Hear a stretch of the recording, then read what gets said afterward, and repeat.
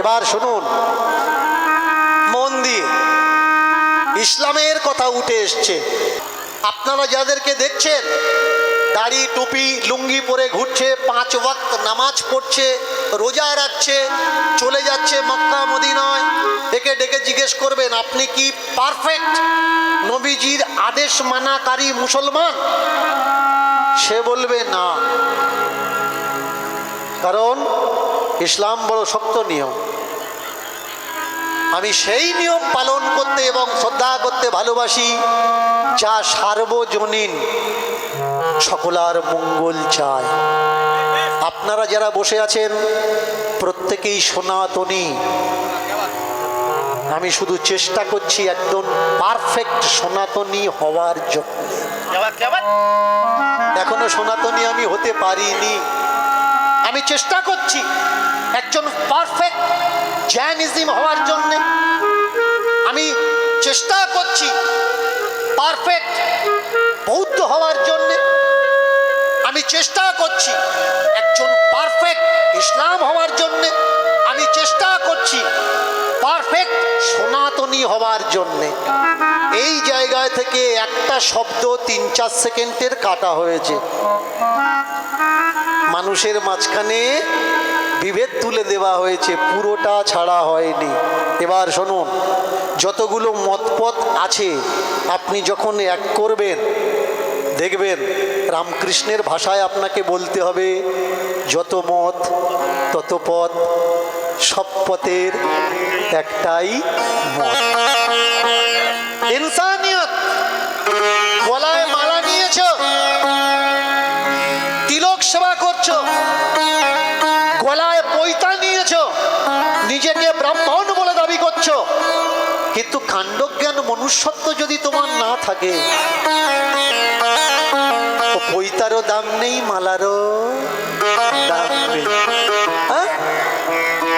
বাবা মা হাঁপাচ্ছে সিঁড়ির তলায়, আর তুমি পুঁড়লি গুইচে নিয়ে নবদ্বীপে যাচ্ছ, কম্য হবে? হবে না। সবার আগে মানবতা, মনুষ্যত্ব আগে। মনুষ্যত্বই বড় ধর্ম, আর সব তার পিছে। আগে বোঝা লাগবে দীনকৃষ্ণ ঠাকুর কি চাচ্ছে। ক্লিয়ারলি শুনুন, দীনকৃষ্ণ ঠাকুর যে সংগ্রামটা করতে চাচ্ছে, যেখানে হিন্দু থাকবে না, মুসলমান থাকবে না, জৈন থাকবে না, বৌদ্ধ থাকবে না, খ্রিস্টান থাকবে না, শুধুমাত্র মানুষ থাকবে। মানুষ ছাড়া আর কিচ্ছু দেখা যাবে না। যদি আমরা মানুষ হই, এই তো সব থেকে বড় ধর্ম। সবার উপরে মানুষ সত্য, তাহার উপরে কিচ্ছু নাই। পা থেকে মাথা পর্যন্ত তুলসী মাটি মেখে ঘুরছো, বৃন্দাবনের কাদা মেখে ঘুরছো, এর হাতে খাবো না, ওর হাতে খাবো না, এর ছোবো না, ওর ছোবো না। তুমি কি মানুষ? কোনো অ্যাঙ্গেল থেকে তুমি মানুষ নয়। আগে বোঝা লাগবে, আমরা যারা বলছি মুসলমান, আমরা যারা বলছি হিন্দু, আমরা যারা বলছি জৈন, খ্রিস্টান, পার্সি, ঈসাই, আমরা কারা? আজকের বর্তমান ভারতবর্ষে হিন্দু আর হিন্দু নেই। হিন্দু 3 রকম হিন্দু হয়ে গেছে।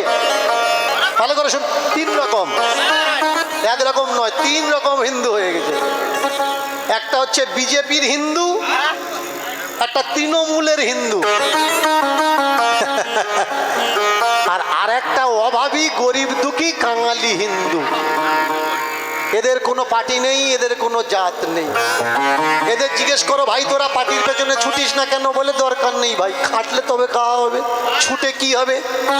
আর যে দুটো হিন্দু পাশাপাশি দাঁড়িয়ে আছে, এ বলছে জয় দুর্গা বল, এ বলছে জয় শ্রীরাম বল। লড়াই হচ্ছে দুর্গা আর রাম নিয়ে। বুঝে দেখুন তো, চায়ের দোকানে বসে, মোড়ে বসে, চান করতে গিয়ে, দাঁত মাজতে টিউকলে দাঁড়িয়ে যে দুটো রাজনৈতিক দল নিয়ে আপনারা মারপিট করছেন, তাদের কখনো মারদাঙ্গা করতে দেখেছেন? তারা করে না। তাহলে তাদের নাম নিয়ে আপনারা কেন মারপিট করছেন? উত্তর দিতে পারবেন না। যে কজন মারপিট করছে গ্রামের মাধ্যমে, কিছু লাঠি রুটি লাড্ডু পেয়েছে, তার জন্যে মারপিটটা করছে। যে পায়নি ওর মুখে কোনো কথা নেই। আমাদের বলে দিল গরু আমাদের মা, গোমাতা। গোমূত্র পান করলে ৩৫০০-এরও বেশি রোগ সেরে যায়। বলুন তো, গরুর মুত খেলে যদি ৩৫০০ রোগ সেরে যায়, তাহলে তো পিজির মতো হসপিটালে মেডিসিন নয়, গরুর মুত রেখে দিত। তবু আপনি বলছেন গরু আমাদের মা। হ্যাঁ, গরু আমাদের মা। গরু যদি আমাদের মা হলো, ভগবান শ্রীকৃষ্ণের স্ত্রী রুক্মিণীর বিবাহের কারণে ১ লক্ষ গরু কাটা কি করে হয়? রুক্মিণীর বিয়েতে ১ লক্ষ গরু কাটা হচ্ছে। খাচ্ছে কারা? মোল্লারা খাচ্ছে। প্রমাণ ব্রহ্মবৈবর্ত পুরাণ খুলে লিখে নিন। দীনকৃষ্ণ ঠাকুর ভুল কথা বলছে না ঠিক কথা বলছে? তাহলে গরু আমাদের মা সাজিয়েছে কারা? কোন রাজনৈতিক বিচারধারা। শুধু গরু যে মা বানিয়েছে তা নয়, ভারতবর্ষকে বলা হয়েছে এ দেশ আমার মা। কখনো বলতে শিখেছেন জাপানিদের, জাপান আমাদের মা, আমেরিকা আমাদের মা, ফ্রান্স আমাদের মা? কিন্তু ভারতকে আমরা কি বলি? ভারত আমাদের মা। ভারত মাতা কি জয়, ভারত মাতা কি জয় বলো, না বললে গন্ডগোল হবে। একদল মাথা মোটা টুপি পরে ঘুরছে, ভারত মাতা কি জয় বলবে না। আরে বললে অসুবিধা কথা, বল না ভারত মাতা কি জয়। খারাপ হয়ে যাচ্ছে, শুনতে চাচ্ছে বলে দে, পেছনে যাবি ভুলে যাবি। কিন্তু না, ও বলছে তুই বলে, বলছে আমি বলবো না। মারপিটের সূত্র দেশ নিয়ে আরম্ভ হয়ে গেল। ভারত আমাদের মা। ভারত মা হলো কি করে ভাই? কোনো অ্যাঙ্গেল থেকে তো ভারত মা নয়। বলুন তো এই ভারত নাম কোত্থেকে এসছে? কিছু মানুষ বলবে লক্ষণের ভাই ভরত, ভরত গদিতে বসেছিল, তার জন্য ভরতের নামকরণ থেকে এই দেশ ভারতবর্ষ।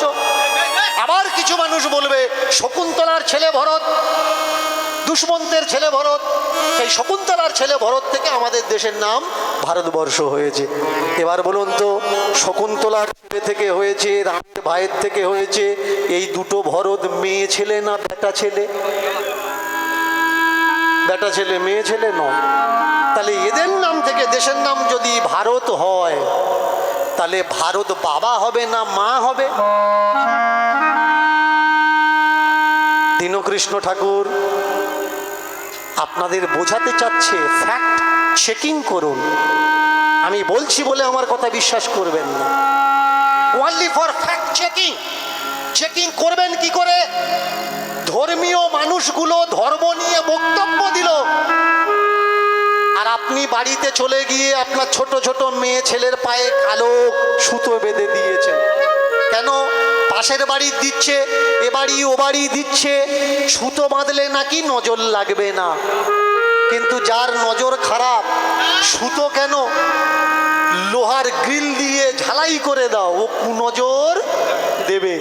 আর যার ভালো নজর, কিছু থাক বা না থাক, সে সবাইকে মা বোন, ভাই বোন, ছেলে মেয়ে বলে বিচার করবে। ফ্যাক্ট চেকিং কাকে বলা হয়? ভালো করে মন দিয়ে শুনবেন।